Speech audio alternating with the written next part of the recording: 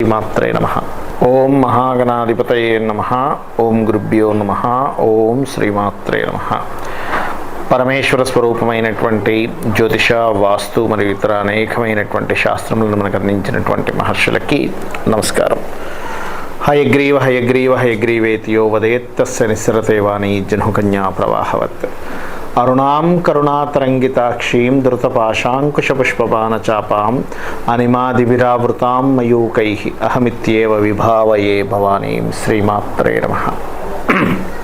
ప్రేక్షకులందరికీ కూడా ఆ లలితాంబిక అమ్మవారి యొక్క అనుగ్రహం పరిపూర్ణంగా కలగాలని మనస్ఫూర్తిగా కోరుకుంటూ మనం ఈరోజు చెప్పుకోబోయేటువంటి టాపిక్ ఏదైతే ఉందో, పర్టికులర్గా ఒక్కొక్క లగ్నానికి, లగ్నం తెలియని వారు రాశిని చూసుకోవచ్చు, సెకండ్ ఆప్షన్ అది. బట్ పర్టికులర్ లగ్నాలకి ఇన్ జనరల్గా మీకు వేటి మూలంగా ఇబ్బంది అనేటువంటిది కొంచెం ఉంటుంది, వేటి మూలంగా బాగుంటుంది అనేటువంటి విషయాన్ని ఇప్పుడు నేను మీకు చెప్తాను. అయితే ఇందులో దీనికి కొన్ని కండిషన్స్ ఉంటాయి. ఇది మనం జనరల్గా చెప్పుకునేది, బట్ మీ పర్సనల్ చార్ట్ని బట్టి కొన్ని కండిషన్స్ ఉంటాయి. అదేంటి అనేటువంటిది నేను మీకు లాస్ట్లో చెప్తాను. సో వీడియోని ఆఖరి వరకు చూడండి. దాని ద్వారా ఏమవుతుందంటే పర్టికులర్గా మీరు దీన్ని ఎంతవరకు, నేను చెప్పిన కాన్సెప్ట్ని ఎంతవరకు మీరు ఆలోచిస్తూ ముందుకు వెళ్ళాలి, దీనివల్ల ఎటువంటి లబ్ధీలు పొందుతారనేటువంటిది మీకు తెలవడం జరుగుతూ ఉంటుంది. సో వన్ బై వన్గా ఒక్కొక్క లగ్నం నుంచి మనం ఇప్పుడు చెప్పుకుందాం. కర్కాటక లగ్నము, కర్కాటక రాశి. ఈ కర్కాటక లగ్నంలో ప్రధానంగా ఉండేటువంటి నక్షత్రాలు ఏమిటి అని చెప్పి చూసుకున్నట్లయితే పునర్వసు 4వ పాదం ఉంటుంది, పుష్యమి మరియు ఆశ్లేష నక్షత్రాలు ఉంటాయి. లగ్నం తెలిస్తే లగ్నం నుంచి యాజ్ ఇట్ ఈస్గా మీరు చూసుకోవచ్చు. లగ్నం తెలియలేదండి, రాశి నుంచి అనేటువంటి సెకండరీ. అయితే ఇక్కడ పర్టికులర్గా మిమ్మల్ని ఇబ్బంది ఇచ్చేటువంటి గ్రహాలు ఏవి బాగుంటే మీ లైఫ్ బాగుంటుంది, ఏవి మరింత ఎక్కువగా ఇబ్బంది ఉంటే ఎటువంటి విషయాల్లో మీకు ఇబ్బంది వస్తుంది అని చెప్పి చూసుకున్నట్లయితే, ముఖ్యంగా మీ జన్మజాతకంలో బుధుడు, శని ఎక్కువ పాత్రను పోషిస్తూ ఉంటాయి. ఏ విషయాల్లోనే అంటే బుధుడు కనుక స్పాయిల్ అయ్యాడు మీ జన్మజాతకంలో, పొరపాటును కూడా మీరు అగ్రిమెంట్స్ చేసేటువంటి వాటి జోలికి వెళ్ళకండి. అయితే ఇక్కడ మీకు సందేహం కలగొచ్చేవండి, స్పాయిల్ అవ్వడం అంటే ఏమిటి, ఎలా చూసుకోవాలి దాన్ని అని మీరు బాగా అర్థం చేసుకోండి. గ్రహము శత్రుక్షేత్రంలో అంటే ఈ బుధుడు వృశ్చిక రాశిలోని, లేకపోతే మేషరాశిలోనో, లేకపోతే పర్టికులర్గా ఈ 2 రాశుల్లో లేదా కర్కాటక రాశిలో ఉన్నా కూడా ఇక్కడ స్పాయిల్ అయినట్టే మీరు బాగా అర్థం చేసుకోండి.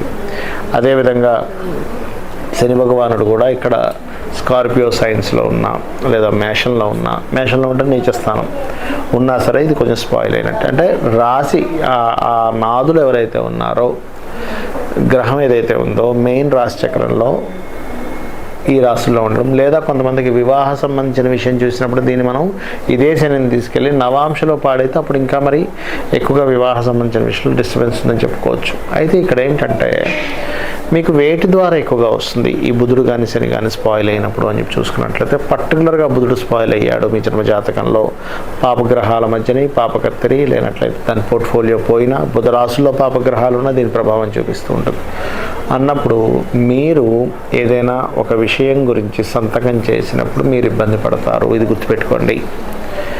అంటే మీరు జాగ్రత్త తీసుకోవాల్సినటువంటిది అగ్రిమెంట్స్ చేసేటప్పుడు పర్టికులర్గా జాగ్రత్త తీసుకోండి.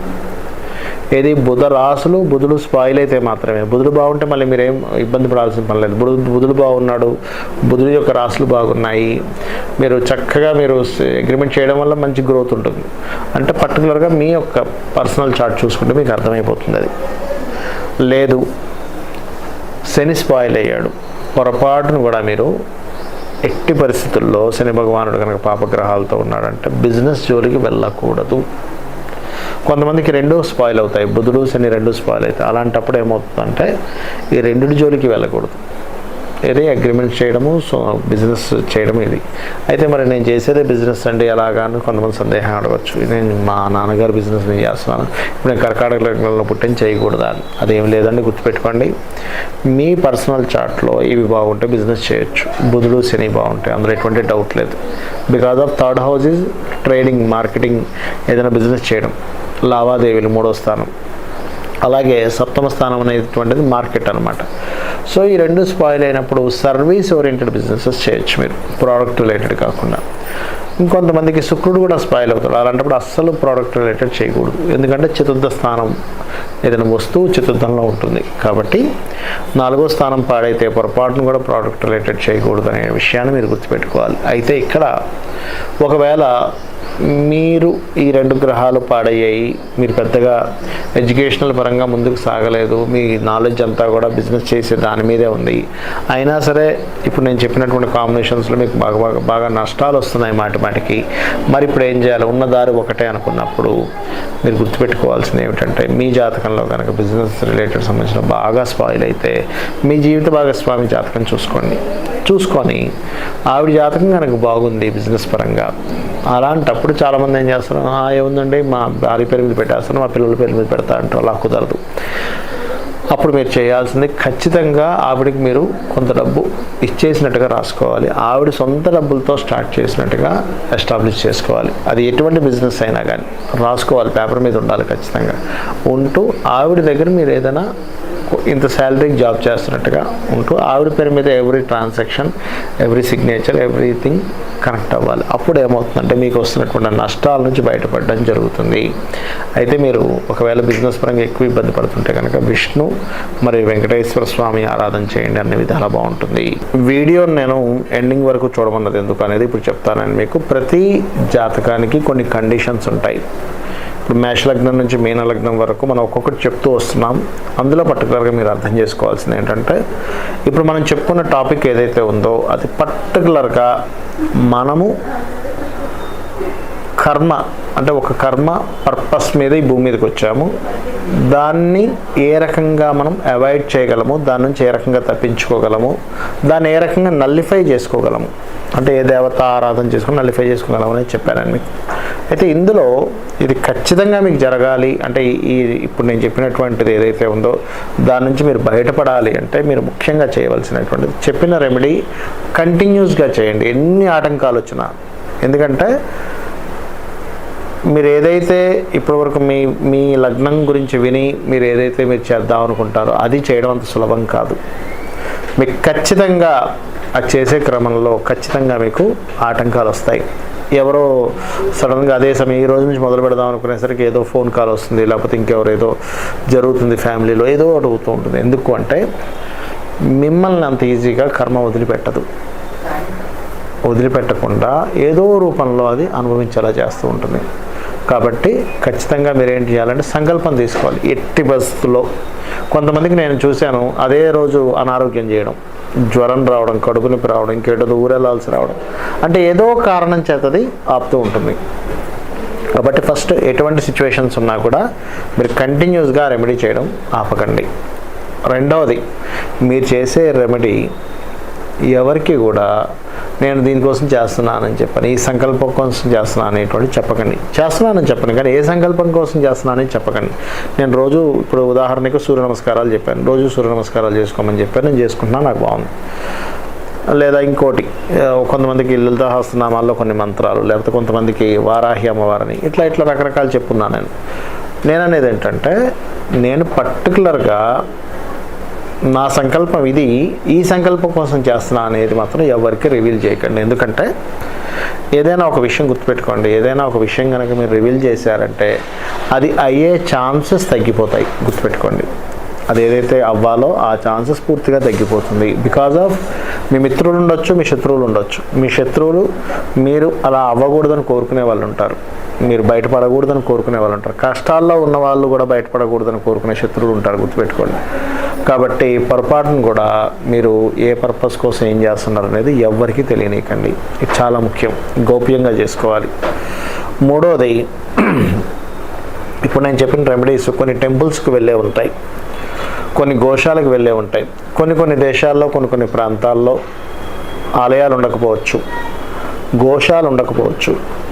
అలాంటి సందర్భంలో ఇంట్లోనే చక్కగా పటం పెట్టుకొని అదే ఆలయానికి వెళ్ళినటువంటి దాన్ని ఏదైతే ఆలయానికి వెళ్ళి ఎలా అయితే ప్రదక్షిణం చేసుకొని పూజ చేసుకుంటారో అలాగే ఇంట్లో చేసుకోవచ్చు, అందులో ఎటువంటి దోషం లేదు. కానీ గోశాలకు మరి ఎలాగండి అన్నప్పుడు, మీరు వేరే కంట్రీస్లో ఉన్న, ఇండియాలో మీ వాళ్ళు ఉంటారు, ఇప్పుడు ఉదాహరణకి ఏదైనా దానం చెప్పాను, ఆ దానం మిమ్మల్ని చేయమని చెప్పని అన్నాను, కానీ మీకు ఏ యుఎస్ కంట్రీస్లోనో, అరబ్ కంట్రీస్లోనో, లేకపోతే ఏ దుబాయ్లోనో ఉన్నప్పుడు అక్కడ కుదరకపోవచ్చు.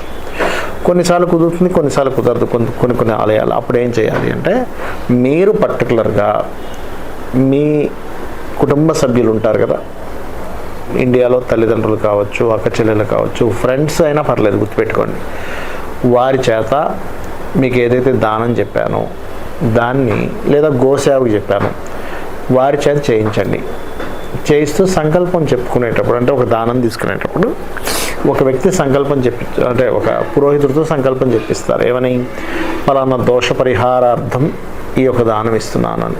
అది చెప్పేటప్పుడు మీరు వీడియో కాల్లో ఉండండి. వీడియో కాల్లో ఉండి మీరు కూడా చూస్తూ ఆ దానం సంకల్పం చెప్పించుకొని దానం ఇచ్చేది కానీ చూసినట్లయితే, మీ సంకల్పం మీ యొక్క పేరు మీద, మీరు ఏ పర్పస్ మీద దానం ఇస్తున్నారో దాని మీద ఇస్తున్నారు కాబట్టి ఖచ్చితంగా మీకు ఆ పుణ్యం అనేటువంటిది రావడం జరుగుతుంది. ఇక 4వ పాయింట్, ఏవి పడితే అవి గోవుకు తినిపించకండి దయచేసి. చాలామంది ఏం చేస్తారంటే, దానం ఇవ్వమన్నది కాస్త గోవు తినిపిస్తారు, గోవు తినిపించమన్నదేమో ఇంకోటి ఏదో చేస్తూ ఉంటారు. కాబట్టి గోవుల్లో కూడా దేశీవాళీ ఆవుకు మాత్రమే మీరు తినిపించినప్పుడు మీరు దాని నుంచి ఏదైనా ఎక్స్పెక్ట్ చేయొచ్చు. మామూలుగా గోవులకి ఏంటంటే, అంటే దోషం పోవాలనేది ఎక్స్పెక్ట్ చేయొచ్చు. జెర్సీ ఆవు కనుక తినిపించినట్లయితే దోషం పోవాలనేది ఎక్స్పెక్ట్ చేయకండి. ఒక ప్రాణికి ఫుడ్ పెట్టామనే ఒక పుణ్యం వస్తుంది, ఒక ఆకలి తీర్చామనే సంతృప్తి వస్తుంది అనేటువంటి దాంతో మాత్రమే ఎక్స్పెక్ట్ చేయండి. బికాజ్ ఆఫ్ జెర్సీ ఆవుకి ఎనర్జీస్ ఉండవు, ఆ పవర్ ఉండదు. సో ఖచ్చితంగా మీరు దేశీవాళీ ఆవుకే తినిపించండి. జెర్సీ ఆవు కూడా పెట్టండి, కానీ ఒక ప్రాణికి ఫుడ్ పెడుతున్నాం అనే భావంతో మాత్రమే తినిపించండి. ఇవి ఖచ్చితంగా పాటించండి. అదేవిధంగా చాలామంది అడుగుతుంటారు, ఏమంటే మేము చేసేటప్పుడు నాన్ వెజిటేరియన్ తినొచ్చా, మాకు ఏలి సూటకంలో ఉన్నప్పుడు పరిస్థితి ఏమిటి? ఇవన్నీ ఏలి సూతకంలో ఉన్నప్పుడు 11 days అయిపోతే కనుక నో నీడ్ టు వరీ. స్త్రీలు ఏదైనా సరే ఉదాహరణకి ఆ 5 days ఉన్నప్పుడు మనసులో ధ్యానం చేసుకోవచ్చు, నో నీడ్ టు వరీ. అదేవిధంగా నాన్ వెజిటేరియన్ అలవాటు ఉన్న వాళ్ళు పొద్దున్న దానం ఇచ్చేసారు, మధ్యాహ్నం తినొచ్చు, కానీ తిన్న తర్వాత మాత్రం దానం ఇవ్వకండి దయచేసి. సో ఇవి పాటించండి. ఖచ్చితంగా మీకు ఆ యొక్క అమ్మవారి అనుగ్రహంతో పరిపూర్ణమైనటువంటి విజయాన్ని మీరు సాధించాలని మనస్ఫూర్తి కోరుకుంటూ, శ్రీమాత్రే నమః. ఓం మహాగణ